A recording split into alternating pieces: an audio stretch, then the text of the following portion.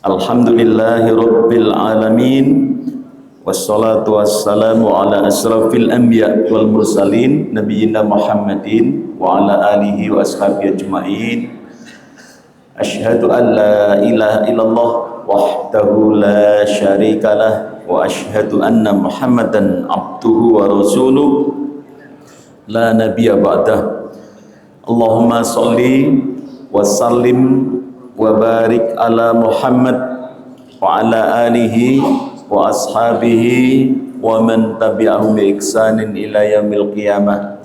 Allahumma aftah lana hikmataka wansur alaina rahmataka min khazaini rahmatika ya arhamar rahimin.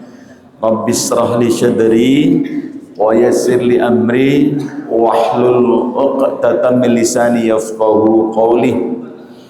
Allahumma inni a'udzubika minal hammi wal hazan wa a'udzubika minal ajzi wal kasal wa a'udzubika minal jubni wal buhal wa a'udzubika min ghalabatid daini wa qahrir rijal.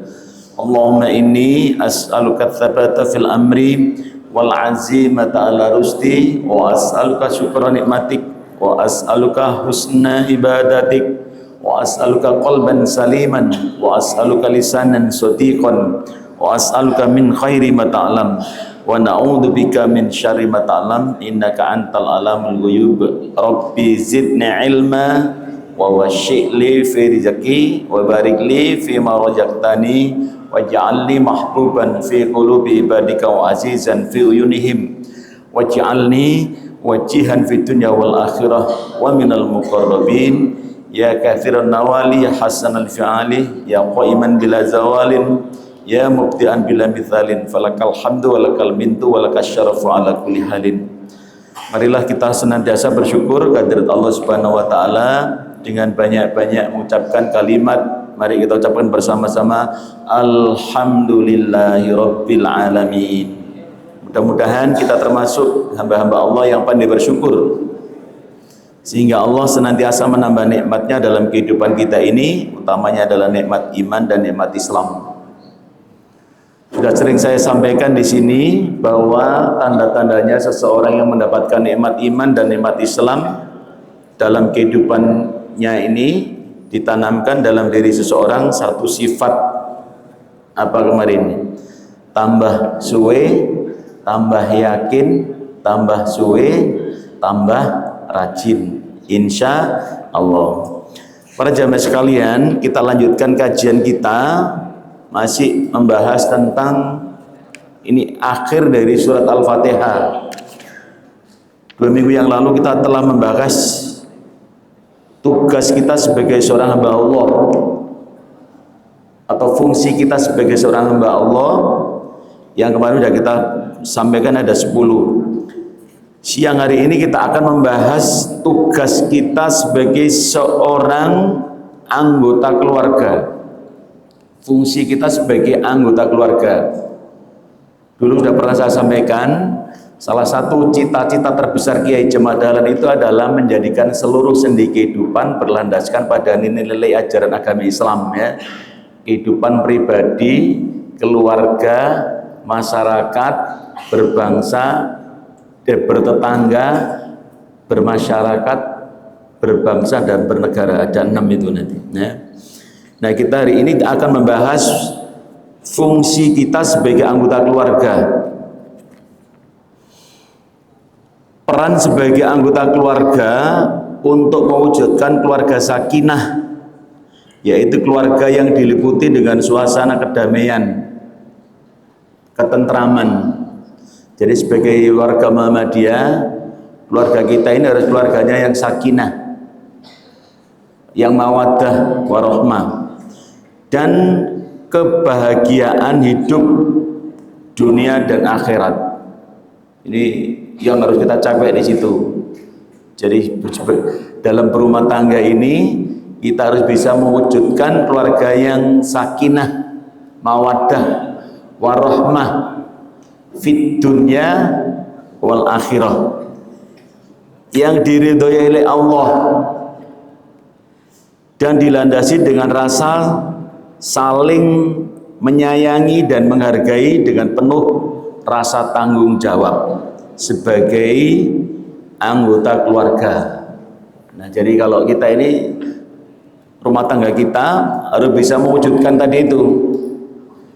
Keluarga Muhammadiyah ini harus menjadi keluarga yang sakinah, mawaddah, warahmah, selamat dunia dan akhirat, penuh dengan keridhaan Allah, rasa sayang dan tanggung jawab di antara kita.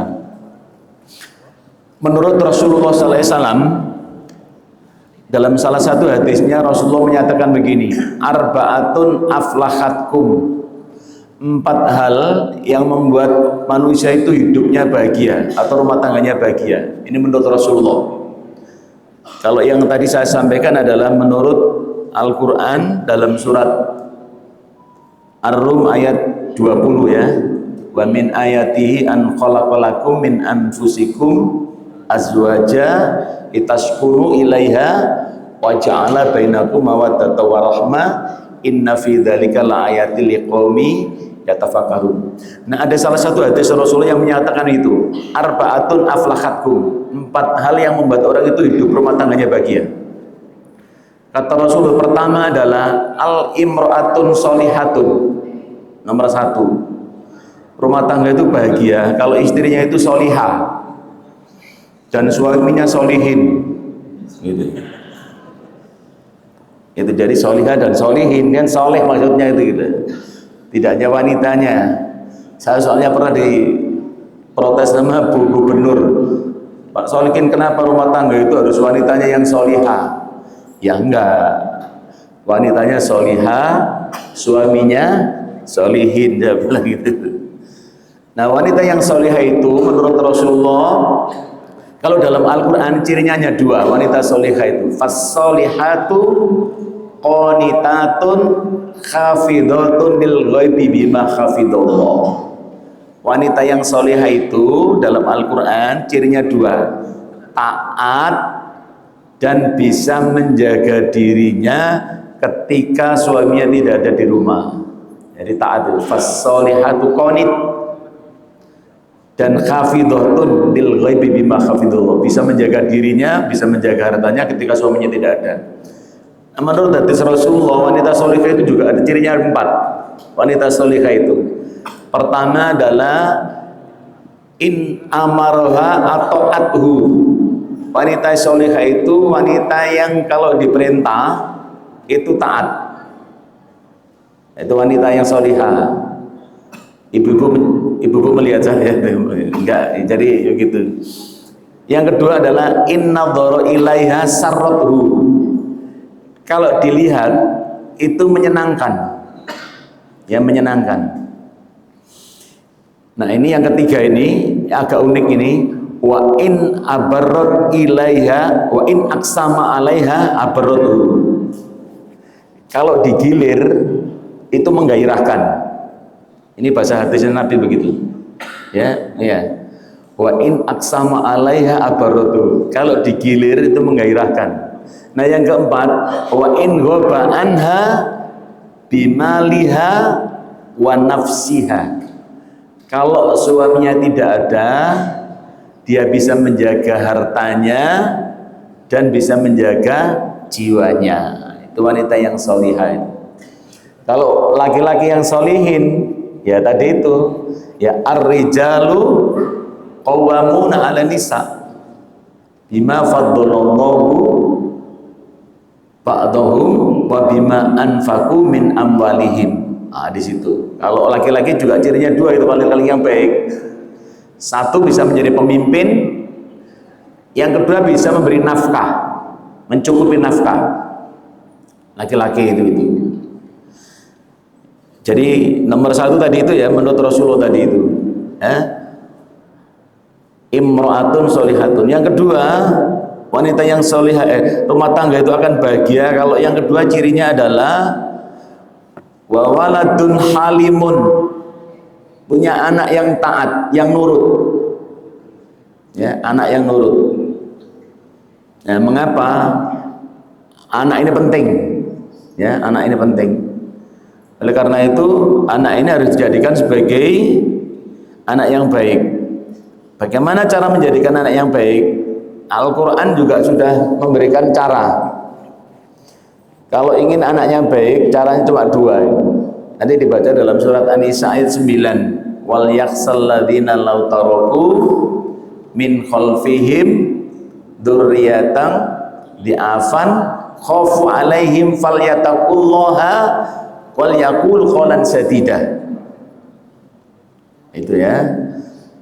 Jika kalian takut meninggalkan di belakangmu anak yang lemah, ya mungkin lemah ilmunya, masa depannya, akhlaknya, kata Allah, falyattaqullaha, hendaklah kalian bertakwa kepada Allah. Yang kedua adalah wal yaqulu qawlan sadida, berkatalah yang baik. Nah, saya mengartikan berkata yang baik itu dua, ya. Memotivasi anak. Yang kedua adalah banyak mendoakan anak.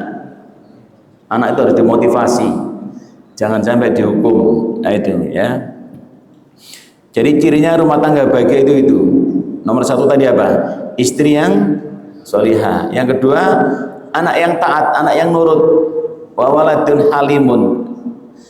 Yang ketiga, rumah tangga itu akan bahagia, kata Rasulullah, wa ikhwanul alimun, punya teman-teman yang alim, bukan yang alum. Alim itu berarti apa? Ya kayak sampean ini alim ngapain? Alim gitu ya. Artinya apa? Yang baik. Cari lingkungan yang baik. Cari teman yang baik-baik. Karena teman ini juga mempengaruhi dalam kita berkeluarga. Kalau temannya baik-baik, insya Allah nanti keluarganya jadi baik. Ini yang ketiga. Yang keempat, kata Rasulullah, adalah wariskun qoribun fil bilad. Rizkinya tidak jauh dari tempat tinggalnya. Dan ternyata rizki itu cirinya berdasarkan hadis ini, di mana bumi kita pijak, di situ rizki Allah ditanam. Bisa dipahami ya? Di mana bumi itu dipijak, rizki Allah itu ditanam. Jadi di mana-mana, kalau kita ini sering mengunjungi tempat itu, maka di situ nanti akan ada rizki di sekitar kita. Ya, termasuk salah satunya adalah silaturahmi itu. Man ahabba ayyubsatalahu fi rizkihi wa ayu sa'fi atarihi falyasil rahimahu. Jadi di mana saya mengartikan hadis ini adalah di mana bumi dipijak, di situ rezeki Allah ditanam. Nah, contoh misalnya, mohon maaf ya, saya dulu kecilannya itu pak saya ini tukang nyangkul, ibu saya tukang ani-ani itu ya, di daerah Menur Pumbungan, dekatnya Spesial ya. Di situ. Saya dulu kosnya di situ. Kecil saya. Kelas 1 sampai kelas 2 saya di sana. Nah, saya nggak tahu dewasa saya, mohon maaf ya. Saya dapat pekerjaan itu di situ. Karena mungkin di situ dulu bumi yang sering saya injak-injak di sekitar Pucang gitu. Sehingga Allah memberikan rezeki di situ. Jadi kalau berdasarkan hadis Allah tadi itu, wariskun qoribun fil bilad. Rizkinya tidak jauh dari tempat tinggalnya. Nah, itu ciri-ciri wanita keluarga yang bahagia. Ada 4 itu ya. Nah, menurut saya, ini versi saya, rumah tangga kita akan bahagia kalau kita ini syaratnya ada 4M. Kalau saya, ya ini versi saya, 4M ya. Nanti Pak Andi dicatat ini. 1 ada namanya M, yang pertama adalah mahabbah, cinta kasih ya, cinta, mahabbah, kita saling mencintai ya. Namanya orang rumah tangga kan harus saling mencintai ya. Nah itu nomor 1 itu. Nah, cinta ini penting karena ya bagaimana ya, kalau kita nggak cinta gimana. Jadi nomor 1 mahabbah. Kita ciptakan suasana di antara kita ini, suami istri dan keluarga itu saling mencintai, bukan saling bermusuhan. Nah ini menurut saya. Jadi pertama adalah bekalnya rumah tangga menurut saya itu ada 5 M. M-nya bukan miliar ya. M yang pertama adalah mahabbah. Jadi kalau kita ini ya harus saling mencintai itu. Hindarkan hal-hal yang mencepat mengurangi rasa cinta di antara pasangan kita. Hindarkan hal-hal yang menjadikan rasa cinta kita kepada keluarga ini berkurang atau bahkan rusak atau bahkan hilang. Maaf ya, hindarkan perbuatan-perbuatan yang membuat rasa cinta kita terhadap keluarga ini berkurang, rusak atau bahkan hilang. Nomor 1 itu mahabbah. Yang kedua, M yang kedua menurut saya adalah mujahadah. Ada kesungguh-sungguhan ya, di antara kita ini serius dalam berumah tangga ini butuh yang namanya mujahadah. Ada perjuangan, ada effort gitu loh. Ya bersama-sama kita berjuang, namanya adalah mujahadah. Bersungguh-sungguh untuk mewujudkan keluarga yang sakinah, mawaddah warahmah. Dan ini berdua, tidak boleh hanya satu, tidak boleh hanya suami, tidak boleh hanya istri, tapi diwujudkan cara bersama-sama. Namanya adalah mujahadah, bersungguh-sungguh dalam berumah tangga. Nah gitu. Man jadah wajadah. Siapa yang bersungguh-sungguh, dia akan berhasil. Nah itu nomor 2 itu. Yang ketiga, M yang ketiga menurut saya ada namanya adalah mu'arafah. Ya mu'arafah. Mu'arafah itu artinya apa? Ya saya mengartikan mu'arafah itu sama dengan arif, bijaksana. Kita harus bijaksana, harus melihat segala sesuatu cara luas, berpandangan luas, itu namanya mu'arafah. Berpikir yang luas, tidak berpikir yang sempit. Tidak selalu berpikir hal-hal yang negatif, tidak melihat pasangan itu dari sisi negatifnya, tapi melihat kepentingan yang lebih besar. Namanya adalah mu'arafah. Nah itu ya, mu'arafah itu seperti di padang arafah itu loh, harus luas. Jadi berumah tangga itu butuh berpikiran yang luas. Kalau bahasa sekarang mungkin lapang dada, gak ceguan, gak mogoan, gak melihat segala sesuatu itu hitam putih. Kadang ada loh rumah tangga itu begitu. Ada orang itu kadang-kadang tidak berpikir luas, pikirnya sempit, tidak mu'arafah gitu. Ya, itu jadi pikirannya sempit. Nah dalam berumah tangga itu harus melihat kepentingan yang umum, tidak boleh egois. Nah gampangannya gitulah, tidak egois. Mu'arafah itu tidak egoisan, tidak mementingkan diri sendiri, mementingkan kepentingan bersama. Yang keempat, nah ini yang penting, keempat M yang keempat adalah menurut saya adalah muhasabah. Ya kita harus muhasabah. Muhasabah itu apa? Ya mengoreksi, merenung. Kalau ada yang salah, ya saling memaafkan. Tidak ada orang yang sempurna. Kalau ada masalah kita muhasabah diri gitu. Muhasabah diri, harus muhasabah. Nggak bisa kalau kita nggak muhasabah ini. Ini seperti sampean semua ini kan muhasabah ini. Sampai begini-begini kan muhasabah semua ini. Saking muhasabahnya sampai ini muhasabah ya. Nah kemudian yang kelima, nah ini yang kelima ini M yang kelima menurut saya adalah ma'rufah. Ma'rufah. Apa ma'rufah itu? Ya berbuat baik, mencari kebaikan.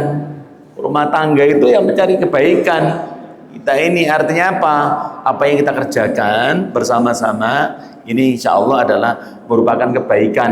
Apa yang kita lakukan untuk keluarga kita, apa yang dilakukan oleh suami kepada istrinya atau istri pada suaminya, itu semuanya adalah dicatat sebagai kebaikan oleh Allah, bukan satu kerugian.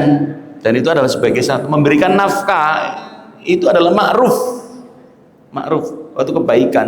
Memberikan nasihat, bekerja seperti ini, mencari nafkah untuk keluarga, ini adalah ma'rufah, kebaikan-kebaikan. Nah mudah-mudahan Bapak Ibu, keluarga kita bisa mewujudkan tadi itu sebagaimana tugas kita sebagai anggota keluarga. Dan yang terpenting lagi adalah sebagaimana Allah berfirman, ya, ku anfusakum wa ahlikum naro. Jagalah dirimu dan keluargamu dari siksa api neraka.